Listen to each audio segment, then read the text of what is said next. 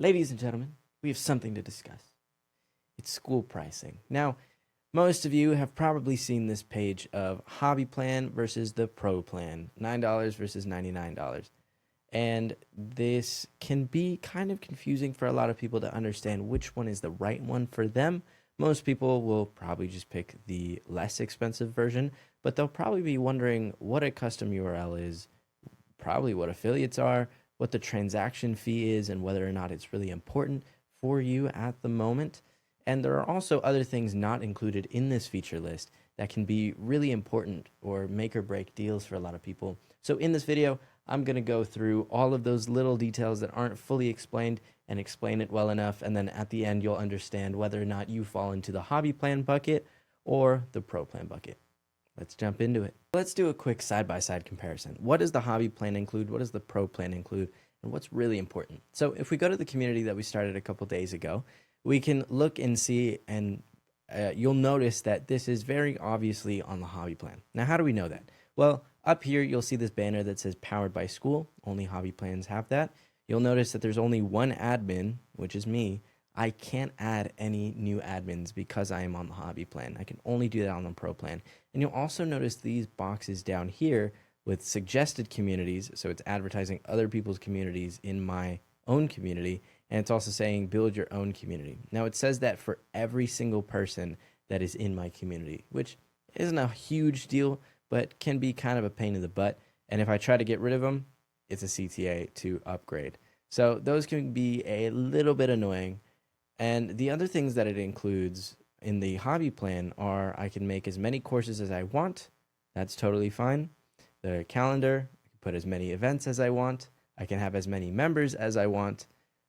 And then the map, the leaderboards, about page, everything is pretty much accessible. So that's what I have available to me and also kind of forced onto me when I'm on the hobby plan. So what's not included? Well, if we look at this list, we can see I can't have unlimited admins. The transaction fee is higher. Plugins and affiliates, custom URL, hide to blah, blah, blah, blah, blah.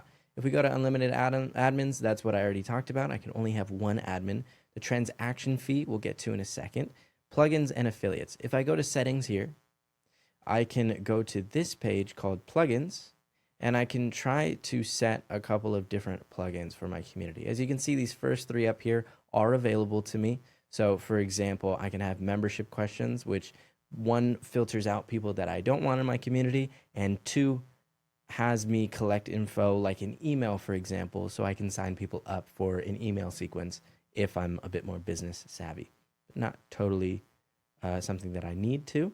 Unlock chat at a level. This is really good for when you have a big community and you get bots or people that are just self-promoting all over the place.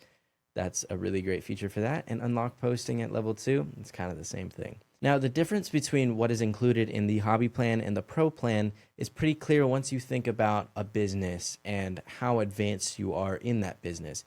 You basically just get the more advanced features available to you that otherwise you may or may not even need to worry about if you're a beginner in business. For example, auto DMing new members. Now, automations in a community are very important for someone that has a business and has a lot of people coming into their community. For example, we've got 13,000 people in our community, and we have dozens of people coming in every single day. And it's a lot. There's too many people for us to personally DM, so we have an automation that goes out for that.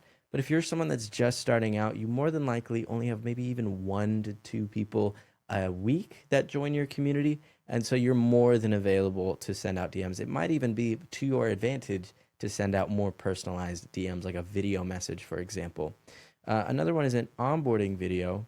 That one is also not available to me. And this is, again, sort of an automation thing that I can just do manually, and if anything, can actually make me look better for doing it in a more personalized fashion.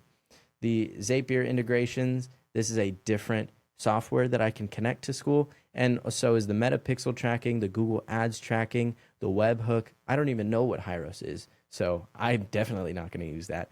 There are just a lot of things here that you may or may not need. Instant approval can be pretty useful for people that are starting in the beginning and just want to reduce as much friction as possible. Links are also really important if you want to have people get automatically guided to booking a call with you, to going to the classroom, just having an overall easier onboarding experience as they join your community, but not necessary. So a little bit of a side note, something I didn't even know until I started recording this video is that you can have an onboarding video and change it. I had no idea you could do that. So that's a win-win situation here. The next thing is affiliates. If I want people to start referring other people to my community and then they get a commission for it, which is a really great way to market your community, as long as you know kind of what you're doing, I can't do that on the hobby plan. So again, it's another thing that's a little bit more advanced and might be out of reach for a beginner. So it's not necessarily something you absolutely need. Another thing as well is on the calendar, I can have as many calls as I want, but I can't have a webinar. Wrong button. It's the same sort of thing. I get that CTA. And a webinar is basically just a fancy Skool call. I can have a little presentation on Skool where I then pitch people on a higher offer. They're really good for people that know how to run them. They can make a lot of money, but again, they're a bit more advanced of a feature. And so you're probably noticing a trend that a lot of these features, if they're not available, it's not that Skool doesn't want to make them available to you. It's just that it might even overwhelm you if it's available. So it's honestly better if you are a complete beginner to just use the hobby plan, at least for most of these features. Now, the one feature though that I will say is an absolute pain in the butt if you're on the hobby plan is the transaction fees. As you grow with your community, you want to be able to keep as much money as you can so that you can invest it back into the community, into your employees, into the community at large, whatever you want to spend your money on. It's your money, right? But when I'm on the hobby plan, there is a 10% transaction fee. So every single transaction, if I charge someone $10, Skool gets $1, and then so on and so forth. But if I'm on the pro plan, that goes all the way down to 2.9%, which is an insane drop off. But again, if you're in the beginning, you don't even have your first paying members, you won't even notice this until you start to scale. So it can be a pain in the butt, which is why I recommend that if you are a more advanced user, you have a business, you're just transferring on to Skool, then you go with the pro plan. But if you're a complete beginner, you're just kind of trying to figure out how to use Skool and how to start an online business, the hobby plan is the clear shot. Another side note, Skool actually used to say that Skool had the lowest transaction fees, but I'm not totally sure what happened to that. I don't know why they got rid of that. It's not here anymore, even though it's on this Skool news over here.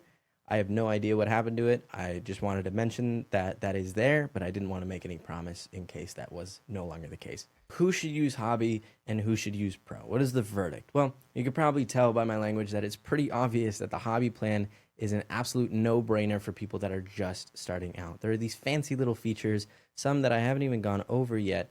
Like, for example, you can get a custom URL, but it's not that big of a deal if you are just starting out, you have no idea the importance of a custom URL. It really doesn't make a difference other than the fact that you just get more ownership. You're a little bit more vested into your Skool community. And so it makes a lot more sense to just go for the hobby plan. If you are a beginner in business, on Skool, in tech, or all three, it just makes common sense to go for the $9 plan. Everything else is kind of a bonus or something that can easily overwhelm you. And if you're just testing out an idea, you're not totally sure what you're doing, you're not using affiliates or any of the advanced tools, you're not making consistent sales yet, you're just starting out, go for the hobby plan. But if you are a pro, if you already have a business making at least some money, you know some of those more complex features, you want to start doing affiliates, everything like that, then it makes a lot of sense to go for the pro plan, especially because of that transaction fee. That is a huge gain that you get from upgrading. Now, of course, you get the custom URL and you get webinars and everything like that, but we don't even really use webinars a whole lot. And so stuff like that, again, they're just bonuses, in my opinion. Final verdict, if you are using Skool as a sort of side project, a side hustle, a hobby for the time being, go for the hobby plan.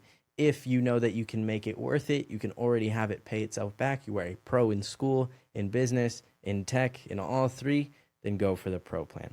Simple as that.